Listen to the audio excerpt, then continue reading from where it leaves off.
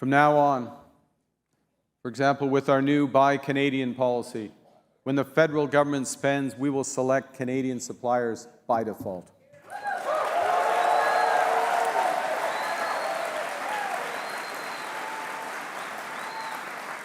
The days of our military sending 70 cents of every dollar to the United States are over.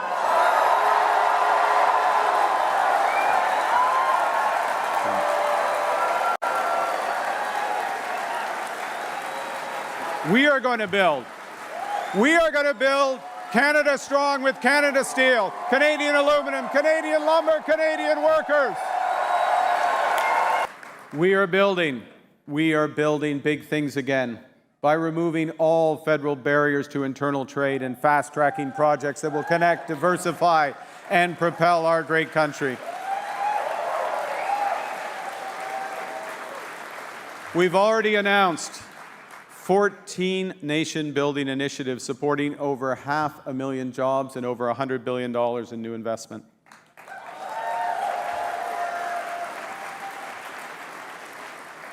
We're realizing Canada's full potential, our full potential in clean and conventional energy to power Canadian homes, Canadian businesses, and Canadian sovereignty.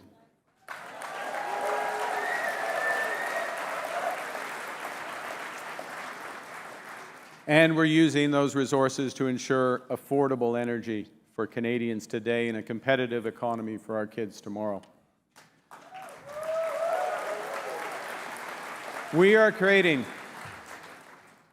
new trade corridors from the Mackenzie Valley to Contrecoeur to Churchill to make Canada more connected, more independent, and more prosperous.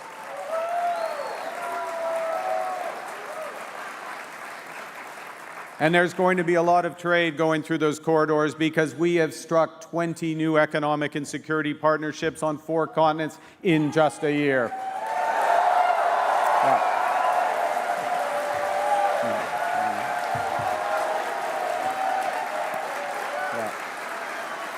We are on track. We are on track to double our non-U.S. exports over the next decade. That is $300 billion. $300 billion in new orders for Canadian resources, Canadian goods, Canadian expertise. And at the same time, our new defense industrial strategy will catalyze $500 billion of investment to build Canadian industry from aerospace to AI, creating over 125,000 new jobs in the process.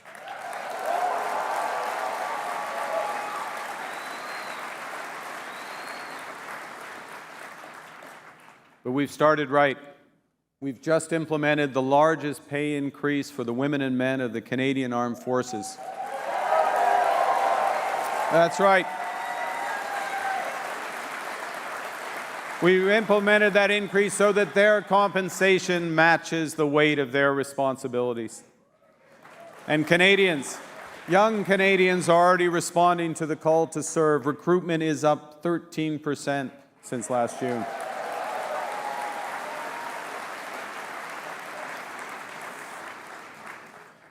From the coalition of the willing to defend Ukraine, to work, we will not rest. To working with Nordic countries and the UK to protect our Arctic, we are defending Canada and Canadian values with reliable partners.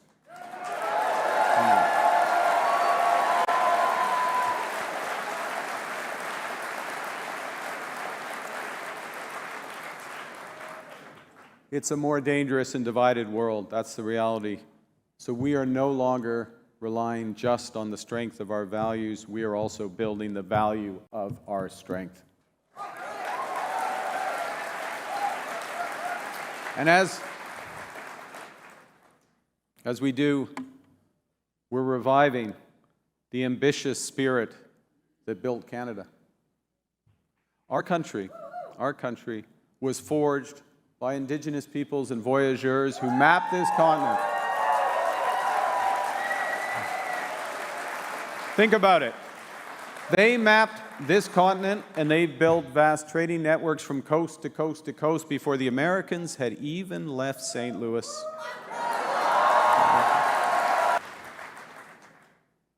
My friends, we used to explore in this country. Now, we're charting new courses again. We used to build in this country. Now, we are building big, building fast, building bold again.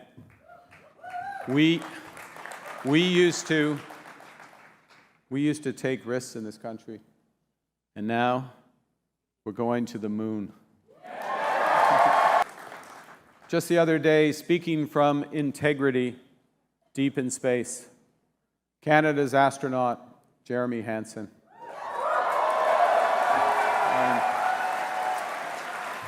Jeremy Hansen advised us that as a country, we have to be willing to take risks. Recognize that sometimes we will have setbacks, but push through them and, in his words, ultimately know that we are going to persist and we will win.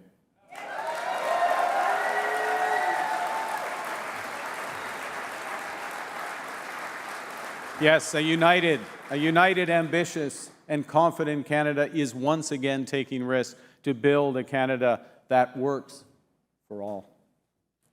Now, let me put that in context. About a year ago, I received a letter from an old friend, Bob Zettel, who wrote, and I quote, "Right now, everyone sees the main threat as the Trump tariffs. But the challenge is greater. The challenge will be, as it's always been, to foster unity and the common good." End quote. Bob's right. Canadians are being called to serve, but not against something, for each other. And that is why you're here. Because you believe, like I believe, that Canada is only strong when it works for everyone.